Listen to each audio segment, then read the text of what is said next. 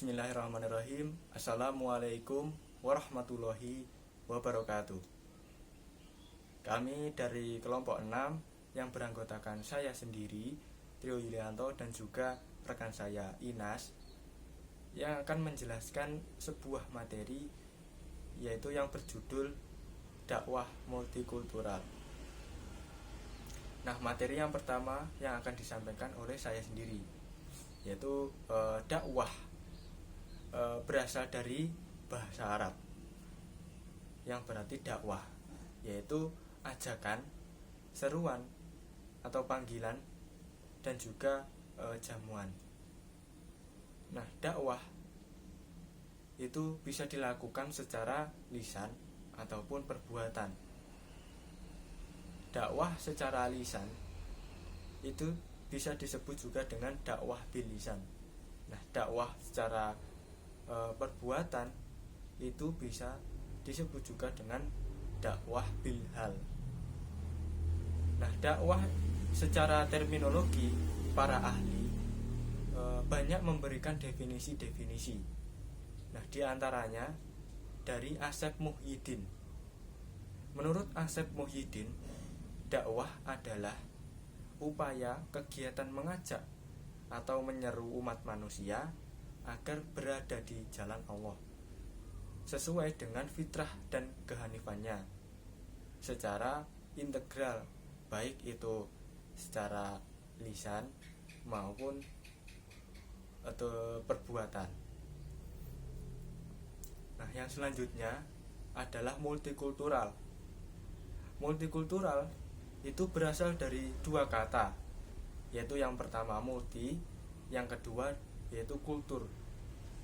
Multi ini bisa disebut dengan banyak atau juga beragam, dan kultur ini disebut dengan budaya. Jadi multikultural merupakan kehidupan masyarakat yang beragam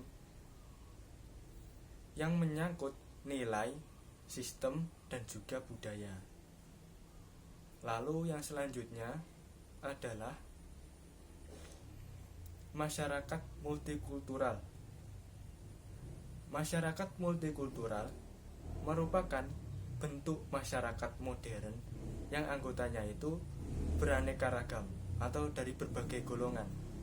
Entah itu dari suku, bangsa, etnis, agama, dan budaya. Nah, multikulturalisme menuntut masyarakat agar saling bertoleransi dan juga saling pengertian terhadap perbedaan budayanya.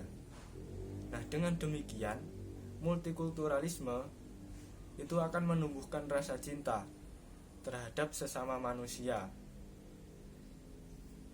dan akan menjadikan alat untuk membina dunia yang aman dan juga sejahtera. Lalu yang selanjutnya adalah dakwah multikultural. Dakwah multikultural merupakan upaya kegiatan untuk mengajak, upaya kegiatan yang orientasinya itu spesifik untuk mengajak atau menyeru umat manusia dengan cara lebih mengutamakan nilai-nilai dari budaya masyarakat majmuk atau dari masyarakat yang beraneka ragam dari berbagai kekhasannya. Jadi artinya intinya itu dakwah multikultural itu lebih upaya kegiatannya itu lebih spesifik ke arah mengajak atau menyeru masyarakat yang lebih dengan cara mengutamakan nilai-nilai kebudayaan dari masyarakat tersebut. Lalu yang selanjutnya adalah strategi dakwah multikultural. Strategi dakwah multikultural ini ada 3, yaitu yang pertama Strategi pertama yaitu adalah mubalek harus mengerti kondisi dari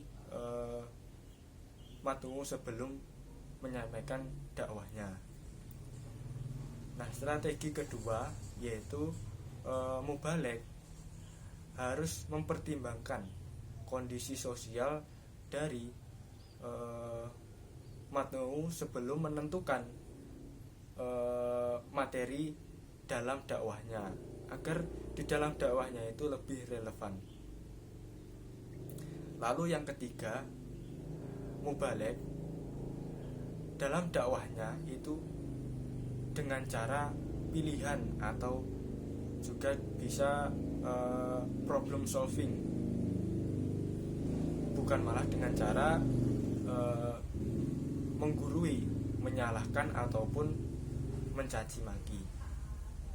Mungkin itu saja yang materi yang saya sampaikan, dan materi yang selanjutnya akan disampaikan oleh rekan saya, yaitu Mbak Inas.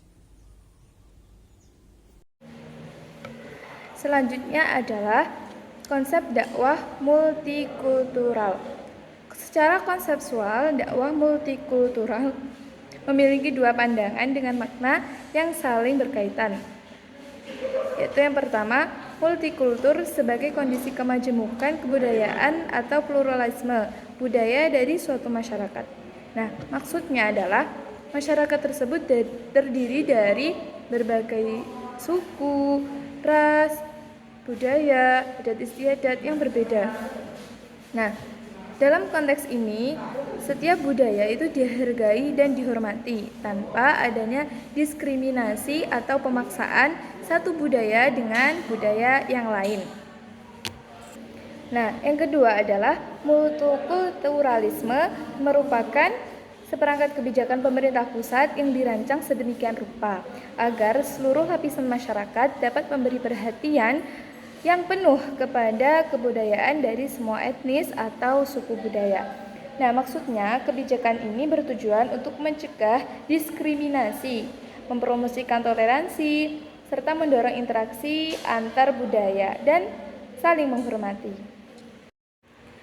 Selanjutnya yaitu tujuan dan fungsi dakwah multikultural, yaitu yang pertama, mengubah tatanan masyarakat lama.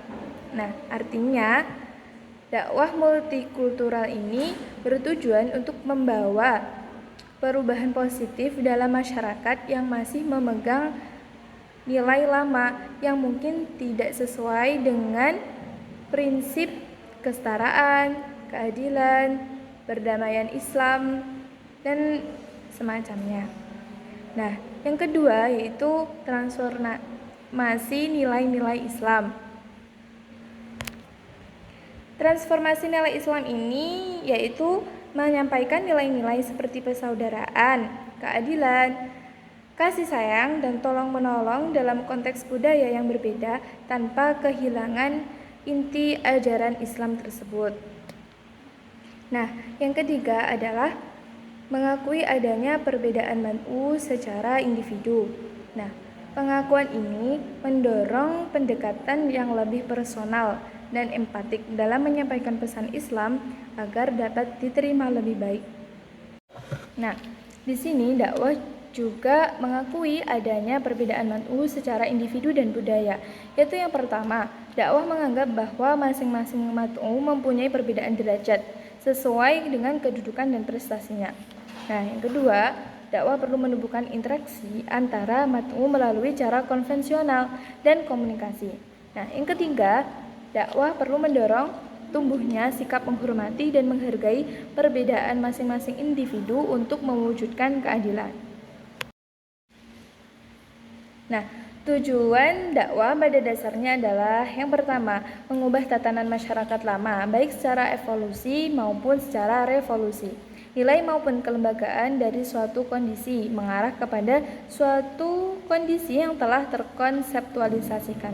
Nah, kedua, transformasi nilai-nilai Islam sebagai solusinya yang mencakup nilai-nilai kemanusiaan secara universal. Ada beberapa kemungkinan apabila teori resistensi ini terjadi.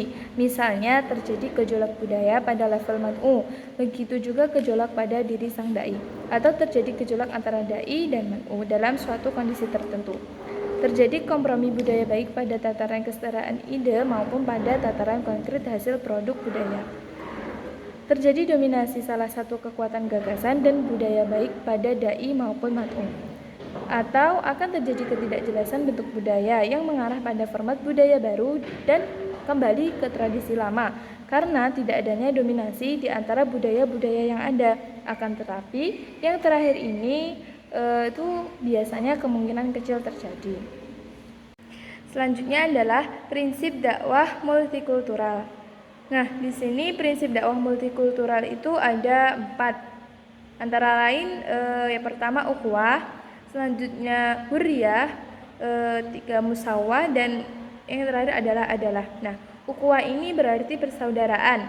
Nah, maksudnya adalah menekankan pentingnya persatuan di antara kelompok yang memiliki perbedaan budaya, suku, ras, dan bahasa.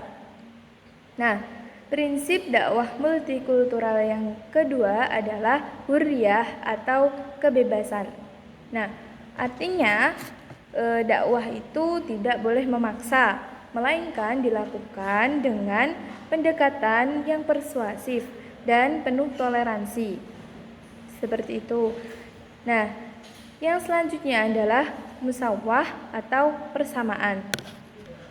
Nah, maksud persamaan di sini adalah menegaskan bahwa semua manusia itu memiliki kedudukan yang sama di hadapan Allah Subhanahu wa taala tanpa memandang latar belakang etnis.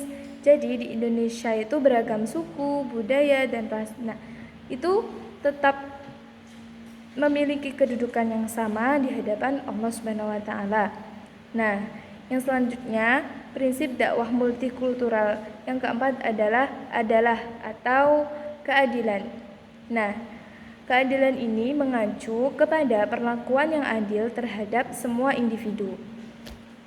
Nah, esensi dari dakwah multikultural tadi adalah upaya seseorang atau lembaga yang mengajak atau menyeru manusia kepada kebaikan dan kebenaran serta mencegah dari keburukan.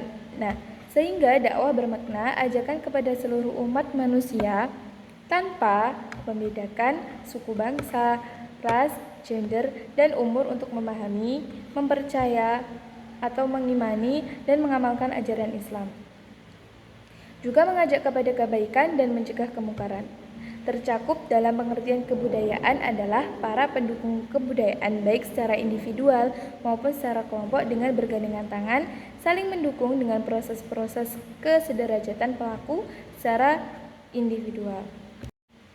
Nah, semangat ukhuwah dalam berdakwah menjadi sangat signifikan. Dakwah bukan untuk menebar kebencian atau permusuhan yang dapat melonggarkan dan bahkan memecah ikatan kebinekaan dalam kerangka rahmatul lil alamin. Dakwah juga harus memberikan ruang kebebasan atas persamaan bagi setiap komunitas atau masyarakat yang beragam. Pemaksaan pada suatu keyakinan atau kebenaran tertentu yang dianut oleh suatu kelompok merupakan pelanggaran atas prinsip rahmatul lil alamin ini. Semangat kebebasan ini tentu harus dibingkai dalam semangat keadilan, bukan kebebasan yang tidak bertanggung jawab. Seperti itu. Perbedaan yang kita miliki adalah sebenarnya itu sesuatu hal yang lumrah dan tidak perlu diperdebatkan lagi. Meski demikian, tidak semua orang menyadari hal ini. Sebagian orang bersikap eksklusif dan menutup diri dari kalangan yang berbeda karena merasa tidak memiliki persamaan dan mengedepankan perbedaan yang ada. Nah, padahal demikian ini bisa membawa disintegrasi sosial. Nah, sebaiknya kita perlu menyadari bersama bahwa akan selalu ada persamaan yang berfungsi sebagai perekat sosial. Nah, oleh karena itu, strategi dakwah dalam konteks masyarakat multikultural tidak sekedar bersifat seruan keagamaan. Nah, melainkan untuk mengamalkan ajaran Islam secara baik, mengajak masyarakat untuk hidup soleh dalam ketaatan beragama. tetapi lebih diarahkan atau ditujukan untuk kesejahteraan hidup. Jadi, kata kunci dari dakwah multikultural ini adalah kesejahteraan, bukan semata-mata seruan keagamaan untuk menjalankan ajaran agama. Tentunya harus terencana dan berkesinambungan. Sekian presentasi dari kami. Wassalamualaikum warahmatullahi wabarakatuh.